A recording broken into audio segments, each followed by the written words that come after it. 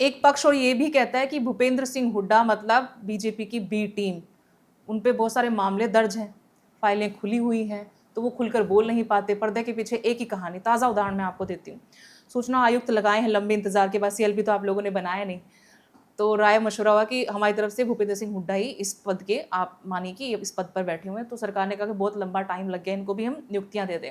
उसमें 2 नियुक्तियों को लेकर ज़्यादा बवाल मचा हुआ है, तो वो नियुक्तियां भी तो वहीं से होकर गई होंगी। अच्छा, अब हाई कोर्ट चला गया मामला। अब छोटी सी बात आप मुझे एक बताइए, क्या कोर्ट बीजेपी के इशारे पे चलते हैं? नहीं चलते।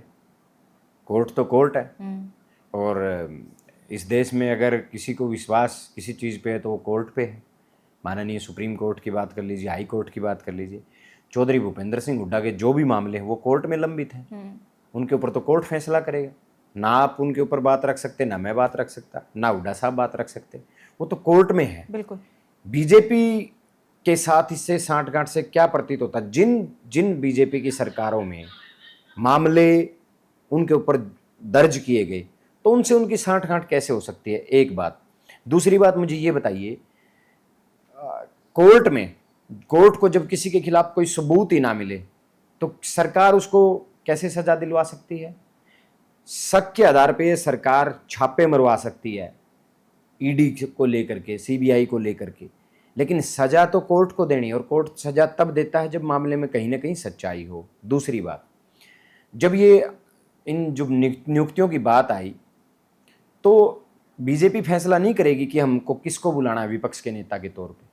ये कांग्रेस हाईकमान ने, कांग्रेस पार्टी ने फैसला किया था कि जब तक चुनाव सीएलपी का नहीं होता, चौधरी भूपेंद्र सिंह हुड्डा ही हमारे सीएलपी हैं। कांग्रेस ने उनको भेजा था। तो इससे तो मुझे नहीं लगता कि कोई मूर्ख जो ये कहते हैं कि चौधरी भूपेंद्र सिंह हुड्डा बीजेपी की बी टीम है, तो मुझे उनकी समझ पे हंसी आती है। जो व्यक्ति सारा दिन बीजेपी के खिलाफ बोलते हों, चौधरी भूपेंद्र सिंह हुड्डा, चौधरी दीपेंद्र सिंह हुड्डा, जो सारा दिन कांग्रेस का प्रचार करते हों, आज हरियाणा प्रदेश में एक्टिव कौन, अगर हम स्टेट लेवल की बात करें, आप ईमानदारी से बता दीजिए एक्टिव कौन है कांग्रेस की बात करें तो? आप प्रेस कॉन्फ्रेंसेस किसकी सुन रहे हैं? चौधरी भूपेंद्र सिंह हुड्डा की। आप कहीं कोई शहीद हो रहा है, कोई कार्यकर्ताओं के सुख दुख की बात है, आप बताइए कौन जा रहा है? दीपेंद्र सिंह हुड्डा जा रहे हैं या हुड्डा साहब जा रहे हैं। उनके अलावा आपको कांग्रेस का स्टेट लेवल में दिखाई जो नहीं जा रहे वो कहते हैं कि कांग्रेस मतलब भूपेंद्र सिंह हुड्डा। आपके अपने नहीं जा रहे, कुमारी सैलजा, रणदीप सिंह सुरजेवाला, अगर उनको कभी करनी प्रेस कॉन्फ्रेंस बोला करते हैं, 2 दिन पहले यहाँ पे भी करके गए। देखिए, मेरे सम्मानित नेता हैं, आपने पूछा है तो मैं बता, माननीय सुरजेवाला साहब को किसने रोका है? हमारी बहन सैलजा जी को किसने रोका है? वो भी जाएं, करें मेहनत। अब जब चुनाव का समय है, चुनाव में आप प्रचार करने नहीं जा रहे, तो हुड्डा साहब किसको धक्के से पकड़ के लाएंगे? नहीं, फिर नाराजगी भी तो नैतिक नारनौल से आई थी ना। है। अब आई गई मुझ सवाल पे कि नाराजगी भी की वजह भी नारनौल से आई थी ना। आप किसी कार्यकर्ता ने उन पर टिप्पणी की, इतना नाराज कर दिया, वो टिप्पणी हमें भी नहीं अच्छी लगी। नहीं, मैंने उनको तो कोई मनाने भी नहीं गया। कार्यकर्ता, मैंने कहा कार्यकर्ता, नारनौल से वो टिप्पणी की गई। अब एक छोटी सी बात मुझे बताइए, आप 20,000 से ज्यादा आदमियों की रैली है, किसी भी एक, मुझे आप बीजेपी के मुख्यमंत्री की रैली करवाइए, मैं एक पेड व्यक्ति को मैं भेज देता हूं, वो कुछ भी कह देगा कैमरे के सामने। मैंने, मेरे परिवार ने अगर एक शब्द आज तक बहन कुमारी सैलजा जी, रणदीप सुरजेवाला जी या किसी दूसरे नेता के खिलाफ आज तक एक शब्द बोला हो, जबकि मेरी तो पूरी की पूरी मेहनत पे पानी फेरा गया था। एक गरीब किसान का बेटा 14 साल से लगा हुआ है, जहां कभी कांग्रेस का कोई नाम लेवा नहीं होता था, लगातार जमानतें जब्त होती आ रही थी, वहां एक लड़के ने कांग्रेस को इस कदर उठाया कि 52 साल के बाद कांग्रेस को जीत मिली। मेरी मेहनत पे तक पानी फेर दिया गया, वहां कैंडिडेट घोषित कर दिया गया, उसके बावजूद भी मैं एक शब्द नहीं बोला किसी के खिलाफ। अगर कोई व्यक्ति बोलता है तो उसका जिम्मेवार जस्सी पेटवाड़ कैसे है? 5 तारीख को वोटिंग थी मैडम, 3 तारीख तक मेरे खिलाफ नेशनल टीवी के ऊपर बयान दिए गए कि मेरी मेंटिलिटी गलत है। मैंने किस महिला को गलत बोला? मैंने किस बुजुर्ग को गलत बोला?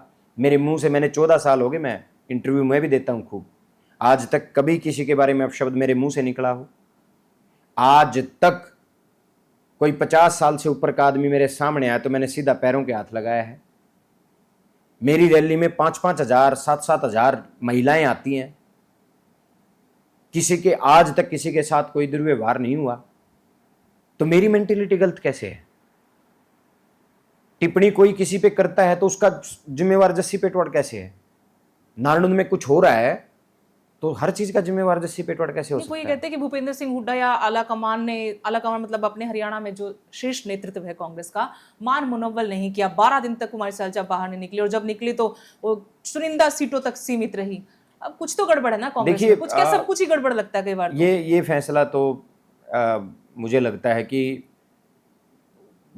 खुद का ही होना चाहिए कि वो कहाँ जाएं कहाँ ना जाएं, वो तो देखिए उनका फैसला है। बहन जी जो कहीं गई या नहीं गई वो तो उनका फैसला है, उसमें तो ना हुड्डा साहब जिम्मेवार ना जस्सी पेटवाड़ नुकसान तो हुआ जिम्मेवार। ना, पार्टी को बहुत नुकसान हुआ।